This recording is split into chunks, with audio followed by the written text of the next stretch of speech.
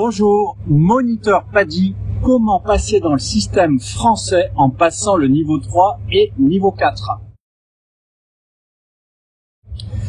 Bonjour, c'est Vincent à l'école de plongée Aquadomia, spécialiste de la formation plongée accélérée sur Marseille toute l'année et aussi au Mexique lors de l'université d'hiver où je suis présent actuellement.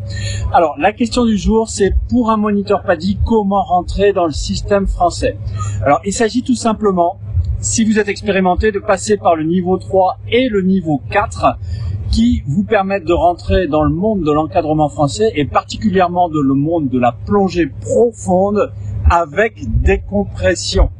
Donc tout simplement, si vous êtes moniteur de PADI expérimenté, vous pouvez passer ça, c'est quasiment une formalité si vous avez beaucoup d'expérience, surtout si en plus vous cumulez des certifications tech.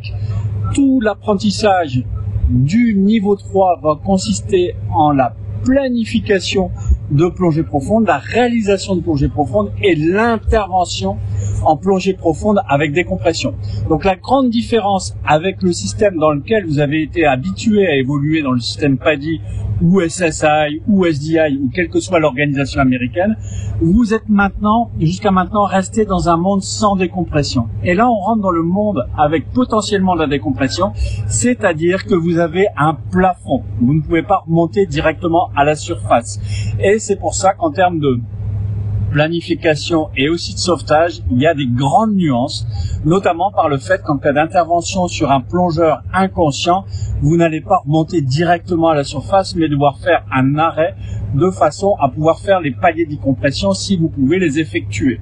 Donc on est aussi très vigilant sur la vitesse de remontée qui doit être, allez, on va dire entre 9 et 15 mètres minutes, ce qui est bien loin des apprentissages qu'on voit sur le Rescue Diver où généralement on fait un sauvetage dans la zone de 10 mètres à peu près.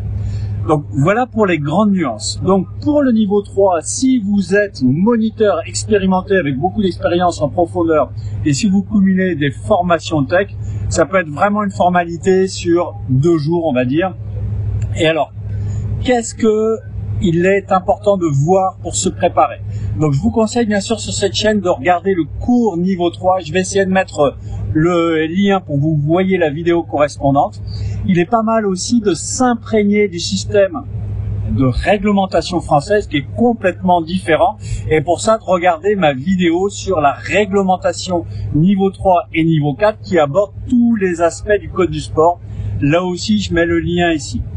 Bien sûr, comme on rentre dans le monde de la décompression, il s'agit de bien connaître son ordinateur et aussi de connaître les tables françaises, même si bien sûr elles ne sont pas utilisées, mais l'intérêt de les étudier, c'est de comprendre la logique de l'ordinateur qui se calque de toute façon sur un système comme celui des tables. Je mets aussi la vidéo en lien sur la façon de gérer les tables de plongée et l'intérêt de les connaître, c'est aussi de connaître des manœuvres de backup qui peuvent servir là où votre ordinateur, en cas d'erreur, va juste dire « Moi, j'arrête de calculer, débrouillez-vous, je ne donne plus d'informations, votre profil est trop dangereux. » Donc, c'est toujours intéressant à connaître.